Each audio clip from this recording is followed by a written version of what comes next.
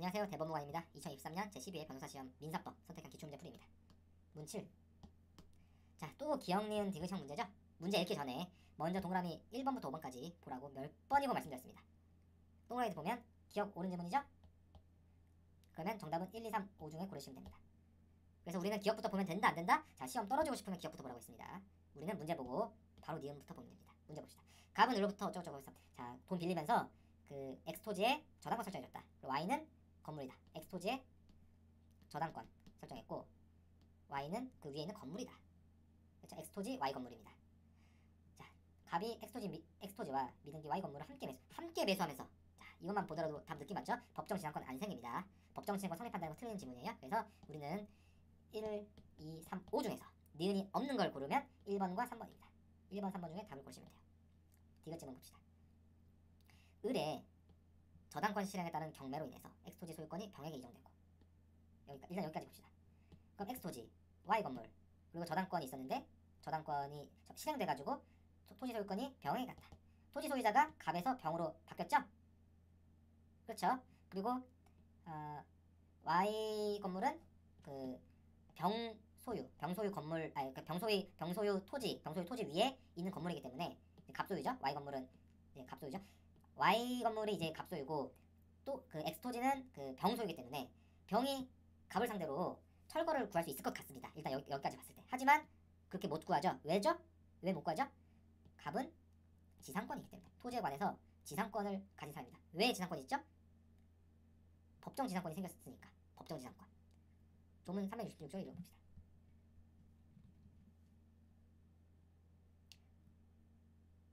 제발. 그쵸. 이럴 때가 제일 두려워. 전 항상 이걸 원테이크로 찍기 때문에 이렇게 뭐가 갑자기 오류가 생기면 되게 피곤해집니다. 자, 원테이크 그러니까 이제 처음부터 끝까지 한 번에 그냥 판소리 완창하듯 끊겨서 편집 없이 그냥 쭉 하는 거 원테이크로 찍는다는 얘기예요. 자, 저당물의 경매로 인해서 토지와 지상 건물이 다른 소유자에게 속한 경우에는 토지 소유자는 건물 소유자에 대해서 지상권을 설정하는 걸 본다. 그쵸? 경매로 저당물 뭐야? 토지 저당물의 경매로 토지랑 건물이 다른 소유자한테 했다. 토지는 병소유, 건물은 갑소유. 이런 경우에 토지 소유자가 건물 소유자에 대해서 토지의 지상권을 설정한 걸로 봅니다. 그게 이제 법정 지상권이죠. 요걸 얘기하는 거예요. 저당권 경매로 엑스 소유권이 병에게 이종되면 이 건물을 위한 법정 지상권이 토지에 생긴다. 그렇죠? 여기까지. 이 상태를 정리하면 병은 엑스토지 소유자, 갑은 Y 건물 소유자 겸 엑스토지 지상권자. 그렇죠? 법정 지상권도 지상권이니까 갑은 Y 건물 소유자 겸 엑스토지의 지상권자입니다. 지상권자 갑은 지상권 등기 안 했는데 지상권자입니까? 지상권 등기 안 했지만 지상권자입니다. 왜? 366조 법정 지상권 지상권 설정한 걸로 본다. 법률 규정에 의한 지상권이 설정된 거기 때문에 등기가 필요 없습니다. 잘 아시죠? 그 조문 나올 때마다 보면 좋은데 그냥 지금은 조문 외우셨을 거라고 생각하고 180 그쪽에 있는 조문 안 보여드리는 거예요. 무슨 말 하는지 모르겠으면 186조쯤에 있는 조문들을 읽어보십시오.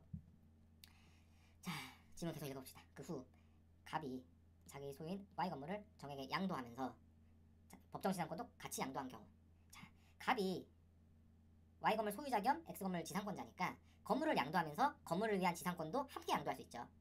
토지의 지상권은 건물 소유권에 종된 권리라서 원래 건물을 양도하면 토지의 지상권이잖아요. 지상권을 가진 사람이 건물 소유주가 지상권을 갖고 있다고 했을 때 건물 넘기면 지상권도 넘긴 걸로 함께 양도한 걸로 해석합니다. 다만 양도 합의만으로는 아직 소유권이든 지상권이든 간에 양도 합의만으로는 이전을 하진 않고요.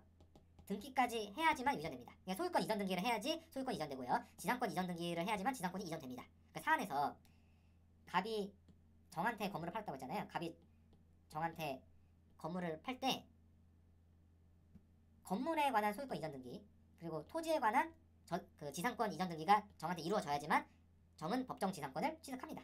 그러니까 지상권 이전 등기가 돼야지 소유자 지상권자가 되는 거예요. 그러니까 무슨 말이냐면 양수 계약만 체결했다. 갑이 정한테 양도하는 계약만 체결한 정은 이전 등기를 받기 전까지는 말 그대로 건물 소유권을 받을 그리고 토지 지상권을 받을 지위에 있을 뿐이고 아직 건물 소유자는 아니고 토지 지상권자도 아닙니다. 만약에 정이 건물 소유권 이전 등기만 받고 Y 건물이죠. 갑이 정한테 건물 소유권만 등기를 하고 아직 토지 지상권 이전 등기는 안 한 상태다. 그러니까 건물 소유권 이전 등기는 필하고 토지 지상권 이전 등기는 미필했을 때 이 상태를 보면 정은 건물 소유자로는 되지만 토지 지상권자는 아직 아니고 단지 토지 지상권을 받을 지위에 있는 사람이죠. 이 상태를 기준으로 보겠습니다. 건물 소유권 이전 등기는 정이 마쳤지만 토지 지상권 이전 등기는 아직 마치지 않은 상황, 그 상황을 기준으로 보겠다는 얘기예요. 그러면 토지 소유자 누굽니까? 병이죠. 건물 소유자 정이죠. 그리고 정은 지상권 이전을 향후 받을 지위에 있습니다. 그러면 토지 소유자 병이 건물 소유자 정을 상대로 철거 청구를 할 수 있는가? 원래는 원고가 토지를 소유하고 피고가 건물을 소유한다. 건물 소유한다는 얘기는 토지를 점유하고 있다는 얘기예요. 건물 소유가 곧 토지의 점유입니다. 그러니까 원고가 토지 소유, 피고가 건물 소유, 즉 토지 점유라는 것만으로 원칙적으로 철거 청구를 할 수가 있어요, 원래. 그러나 피고한테 정당한 권한이 있으면 예외에 해당돼서 철거 청구를 할 수 없습니다. 그게 민법 214조의 법리죠. 그렇죠? 현재 병이 토지 소유자죠. 그리고 정이 건물 소유자이기 때문에, 즉 토지 점유자이기 때문에 정은 토지 점유자, 병은 토지 소유자이기 때문에 병이 정에게 철거를 청구할 수 있을 것 같습니다. 그러나 그렇지 않아요. 왜? 정은 지상권을 양수하기로 했죠. 아까 갑으로부터.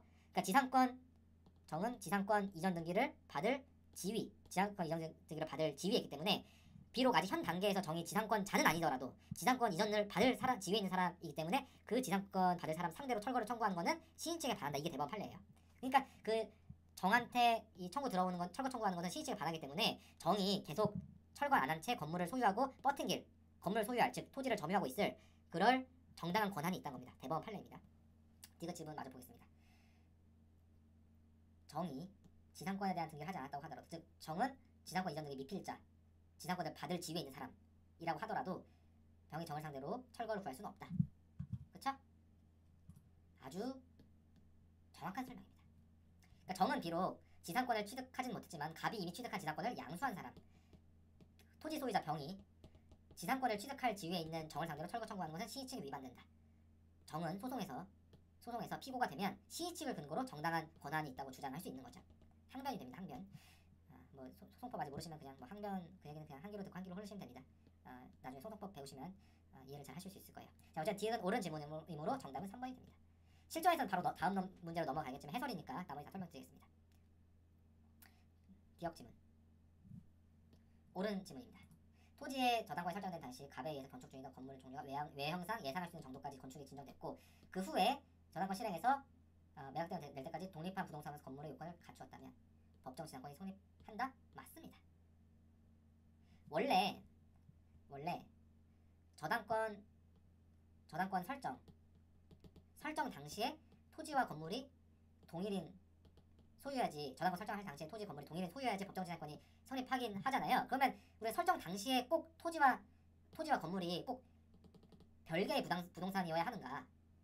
예를 들면 토지의 저당권이 설정될 당시에 건물이 아직 건축 중이라서 토지랑 별개의 부동산이 되지 못했다고 가정합시다. 그러니까 하나의 토지야.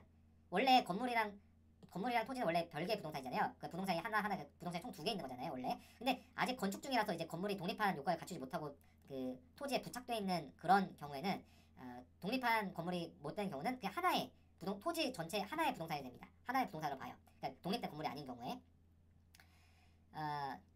저당권을 설정할 당시에 토지와 건물이 꼭 별개의 부동산이었어야지만 그 법정 지상권이 366조의 법정 지상권이 성립하는가에 대해서 토지의 저당권 설정될 시 건물이 아직 건축 중인 관계로 토지와 별개의 부동산을 아직 되지 못했다고 했을 때 그렇더라도 이 저당권 설정 이후 나중에 건설이 더 진행돼서 건물이 이제 독립된 별개의 부동산으로 된 상태에서 경매가 된 이상 법정 지상권이 성립합니다. 그러니까 요지는 뭐냐면 저당권 설정 당시 독립한 건물일 필요는 없고요. 이 필요 없어요. 저당권 설정 당시 독립한 건물일 필요는 없고 그냥 그 땅이랑 그냥 일체가 되는 그 땅에 일체가 되는 경우라도 상관이 없는데 다만 경매될 때는 독립한 건물이어야 되는 겁니다. 저당권 설정 당시는 독립한 건물이 필요 없고 다만 이제 경매될 때는 그 저당권이 시행돼서 경매될 때는 이제 독립한 물건이 한다. 정확히는 이제 매수대금 지급 그 매수 대금이 지급될 때까지인데요. 어쨌거나 경매될 때는 독립한 건물이어야 돼요. 그때는 독립한 건물이 됩니다. 그때도 그냥 땅이랑 막 붙어 있고 막 이렇게 납작하게 있으면 그런 법정 지상권 성립하는 건 아니에요. 경매될 때는 독립한 그 건물이어야 됩니다. 근데 문제는 설정 당시에 건물이 이제 독립한 건물이 필요가 없다는 것이지, 적어도 어느 정도는 건물 규모가 예상할 수 있을 정도까지는 건축이 진척되긴 했어야 돼요. 그러니까 예를 들어서 이 무슨 소리냐면, 이 판례표 문구 많이 보셨을 때 정확히 이해 못하시는 분들이 많아요. 이게 무슨 얘기냐면, 토지에 저당권이 설정될 당시에 외관상으로 보니까 한 건물 짓고 있어. 근데 짓는 거 보니까 5층짜리 그 면적도 50제곱미터 정도? 그 정도의 건물로 보였어. 외관상 딱 그 뼈대나 이런 걸 막 만들고 있는 거 보니까 5층짜리 건물에 뭐 50제곱미터 넓이 건물이었는데, 나중에 이제 토지 경매가 넘어갈 때 보니까 전혀 예상하지 못하고 실제 경매 넘어갈 때 보니까 50층짜리 뭐 넓이도 뭐 꽃배기로 뭐 한 300제곱미터다 막 이런 경매 넘어갈 때 딱 내 뭐 잘 있나 와서 딱 봤더니 내 땅 위에 막 이런 건물이 있는 거야. 50층짜리. 그런 경우는 법정 지상권 성립 안 합니다. 만약 이런 경우까지 지상권 성립해버리잖아요. 그러면 토지 경매 매수한 이 소유자한테 너무 가혹한 부담이 됩니다.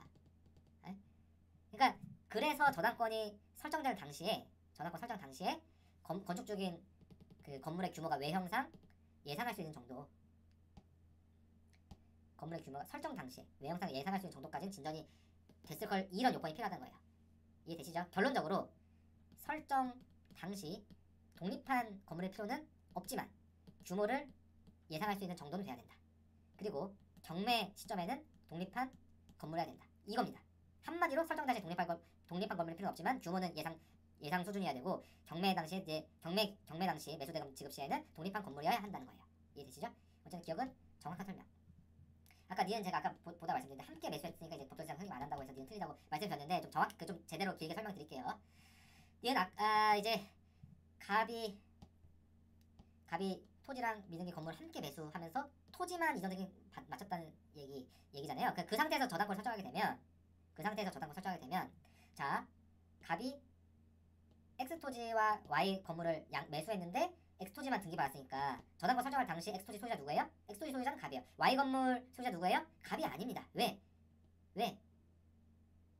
미등기 건물을 양수하고 그 건물 이전 등기를 소유권 이전 등기를 못 받았으니까 갑은 건물에 대해서 소유권자가 아니에요. 매수했지만 소유권 이전 등기를 안 받으면 소유권이 넘어가지 않습니다. 등기가 반드시 필요해요. 그러니까 이 얘기는 뭐냐면, 저당권을 설정할 당시에 토지 소유자와 건물 소유자가 서로 달라요. 그 토지 소유자 누구냐? 막 갑한테 판 사람이겠죠. 건물 소유자 누구냐면 갑한테 판 사람이고, 토지 소유자 누구냐면 갑이잖아요. 그러니까 법정 지상권의 성립 요건인 설정 당시 건물이랑 토지가 소유자가 동일할 것이란 요건을 충족하지 못하게 돼요. 그래서 법정 지상권 성립 안 하는 겁니다. 참고로 이렇게 보는 법률상 근거는 366조 이거 보시면 경매로 인해서 토지랑 건물이 다른 소유자가 되는 경우, 즉 경매 때문에 토지와 건물 소유자가 달라지는 경우를 366조의 요건으로 하는데, 만약에 저당권 설정 당시부터 소유자가 건물이랑 토지 소유자가 설정 당시부터 달랐어. X의 저당권 설정할 때부터 그 토지는 갑소유인데 건물은 K라는 사람 소유였다. 그러면 설정 당시부터 소유자가 다르기 때문에 경매 때문에 토지랑 건물 소유자가 달라진 경우에 해당하지 않죠. 그냥 설정할 때부터 소유자가 달랐던 거예요. 그래서 366조 요건을 맞추지 못하기 때문에 법정 지상권 성립하지 않는 겁니다. 그래서 이건 틀린 지문이에요. 미등기 건물을 함께 매수했을 경우는 항상 이런 문제가 생기게 됩니다. 그래서 미등기 건물이랑 토지가 함께 매수했을 때 법정 지상권이 성립하지 않는다라고 봤던 이유는, 이걸 이해하고 있으면 바로 이렇게 되기 때문이에요. 이해되시죠?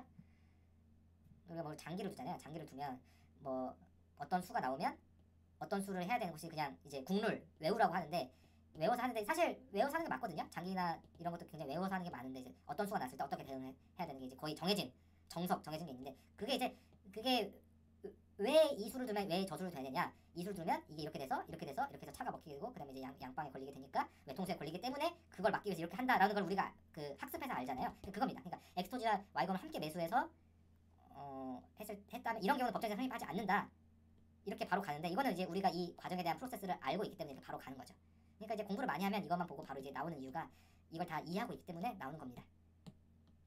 그래서 어쨌든 틀린 질문이죠. 그러니까 답은 기억 그래서 뭐냐 기억은 옳고 니은은 틀리고 디귿은 그 말해서 기억 디귿입니다. 이해되시죠? 정리하겠습니다. 기억 질문, 옳은 질문. 설정 당시 독립한 건물의 필요는 없지만 규모를 예상할 수 있을 정도는 돼야 된다. 그리고 경매 시점에는 독립한 건물이어야 된다. 자, 니은 질문. 틀린 설명입니다. 설정 당시 건물 토지가 동일 소유에 속해야지만 법정지상권이 성립하는데 그러지 못했기 때문이죠. 왜? 미등기 건물을 함께 매수했으니까 건물은 매도인 소유고 그 토지는 그 매수인 소유 그 이전 등기를 받았으니까 이제 매수인 소유가 되기 때문에 설정 당시에 그 토지와 건물 소유자가 달라진다. 다르다. 그러니까 경매로 인해서 달라지진 않는다. 그래서 366조 법정지상권 성립하지 않는다고요. 다음 디귿. 옳은 설명이죠. 경매로 일단 이 시점에 그 엑소시 소유권이 병한테 이전되는 시점에 갑을 위한 법정지상권이 일단 성립하는데 그 법정지상권 성립한 상태에서 건물을 양도하면 종된 권리인 법정지상권도 함께 양도한 걸로 본다. 여기서 만약에 법정지상권 그 양도에 따른 지상권 이전 등기를 마치지 못했다면 건물 양도인 정은 지상권을 이전받을 지위에는 있기 때문에 지위에는 있지만 지상권자는 아니다. 하지만 그 건물 양수인이 지상권을 받을 지위에는 있기 때문에 그 건물 양수인 상대로 토지 소유자가 청구하는 건 시기침 위반이다.